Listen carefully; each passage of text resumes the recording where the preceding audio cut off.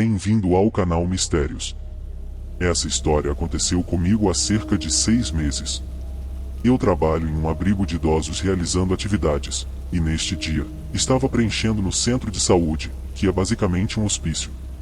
Eu estava em uma sala lendo histórias. Uma das senhoras de repente me pergunta quem era aquela mulher, enquanto para mim parecia que ela estava apontando através do corredor. Eu não sei, mas ficaria feliz em perguntar a ela para descobrir. Foi a minha resposta, pensando que ela estava falando sobre uma das senhoras que estava sentada do outro lado da sala. Não, a mulher que está bem ao seu lado. Não tem ninguém sentado ao meu lado, respondi para ela. Ela se parece com você, mas tem cabelos mais longos. Ela não tem um nome, mas é muito simpática. Eu senti os pelos dos meus braços se arrepiando. Eu rapidamente inventei uma desculpa para sair, e praticamente corri de volta para a unidade de cuidados com a memória. Agora aqui está o que me abalou. Eu deveria ser muito parecida, mas minha irmã gêmea morreu enquanto ainda estávamos no útero, deixando apenas eu. Essa não é uma informação que compartilho com as pessoas com quem trabalho, muito menos com a maioria das pessoas. Uma das senhoras percebeu, olhando para mim, que algo havia acontecido e queria saber o que era. Ela ficou igualmente horrorizada. Quando eu contei essa história, eu tinha 13 anos. História 2. Uns amigos vieram passar uma noite em casa, e trouxeram um tabuleiro. Nós experimentamos e o espírito chamado Jim respondeu. Eu estava certo de que era meu amigo brincando comigo, então parei de jogar e fui dormir. Mas naquela noite, enquanto dormia, ouvi um som. Abri meus olhos, e vi que a porta estava um pouco aberta, e um homem estava parado na entrada. Ele então acendeu um fósforo, e o aproximou do rosto. Eu estava tão assustado, que não conseguia ter reação nenhuma. Depois de alguns segundos, a luz do fósforo se apagou, e o homem desapareceu. O fósforo lentamente se apagou assim como o homem também sumiu. Eu corri do meu quarto para o dos meus pais, e quando contei o que aconteceu, eles foram verificar e encontraram um fósforo apagado. No dia seguinte, quando conversei com meus amigos, eles juraram que não estavam me enganando com o tabuleiro. Tempos depois, perguntei a eles novamente, e ainda afirmam que não estavam brincando comigo.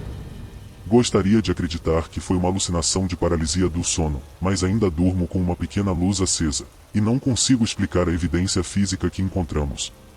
História 3. Minha então namorada morava em uma área rural muito isolada, e eu morava a cerca de 1 hora de distância. Eu dirigia por estradas de campo tanto quanto podia, para evitar rodovias, pois havia menos tráfego e luzes. Isso era diariamente por quase 3 anos. Eu sempre pegava o mesmo caminho e conhecia cada centímetro dele de cor. Era principalmente uma reta, exceto em uma área onde a estrada fazia uma curva acentuada perto de uma colina, e assim que atingia o topo, caía acentuadamente para a direita. Havia poucas casas durante o caminho, era cheio de árvores, então ficava bastante escuro. Nunca tinha visto nada fora do comum, raramente aparecia outros veículos viajando. O sinal mais vivo de vida que eu vi foram pássaros ocasional na distância. No entanto, em uma tarde por volta das 4 da manhã, eu estava indo para casa, dirigindo a cerca de 50 km por hora na mesma estrada. Cheguei à colina, fiz a primeira curva até a parada, e entrei em uma descida quando eu vi uma forma humanoide, envolta em sombras, sem características distintas e curiosamente, meus faróis mal a iluminavam. Essa coisa estava flutuando, parecendo como uma tinta espalhada na água. Isso foi tudo que pude distinguir antes de perceber que não seria capaz de parar a tempo de bater. Segurei o volante com força, apertei os dentes e franzi os olhos, pois não fazia ideia do que estava prestes a atropelar. No momento em que meu para-choque teria colidido com a massa sólida, a massa negra simplesmente se dissipou, mas senti um frio agradável passando por dentro do meu carro. As luzes do painel falharam, mas o acelerador disparou de 1 hora para outra. Eu nem me dei ao trabalho de olhar para o lado. Pelo retrovisor, fiquei congelado sem acreditar no que tinha encontrado. As luzes do painel piscaram novamente, e eu peguei a primeira curva disponível em direção às luzes brilhantes da rodovia. Acelerei para o estacionamento de um posto de gasolina, e parei sob a bomba de combustível, aproveitando o brilho fluorescente, para tentar ficar mais calmo. Imediatamente liguei para minha namorada, para contar o que tinha acontecido, mas não recebi resposta. A princípio, fiquei aliviado, pensando que talvez minha imaginação tinha me enganado, e eu não tinha visto nada na verdade. Tudo isso me poupou de parecer um louco para ela, então entrei numa loja para comprar algo, convencendo-me de que a escuridão realmente era enganosa, e descartei o incidente com meu carro, considerando que ele era antigo e falho. Mas, quando voltei para fora, meus medos começaram a se reacender.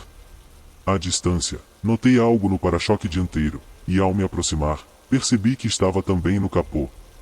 Parecia geada, uma faixa grande de geada branca no centro do capô, na grade e no para-choque. Estava quente lá fora, não havia como ser geada. De uma maneira que poderia estar indo contra meu bom senso, estendi a mão para tocá-lo. Era definitivamente muito frio, mais estranho do que isso, era viscoso.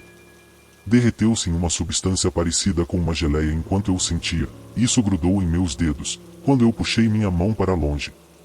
Fiquei ali parado por alguns minutos, e fiquei olhando enquanto ele derretia, coagulava e depois escorria lentamente pelo carro.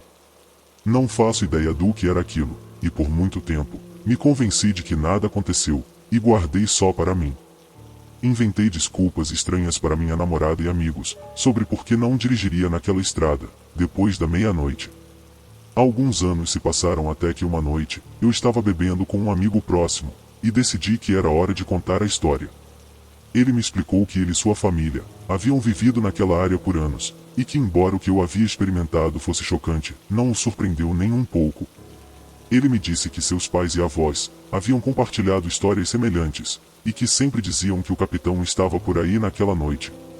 Na década de 1960, o melhor amigo do meu pai morreu subitamente de um ataque cardíaco. Tiveram um serviço funerário normal e o processo geralmente leva cerca de 2 dias, terminando com o enterro no cemitério.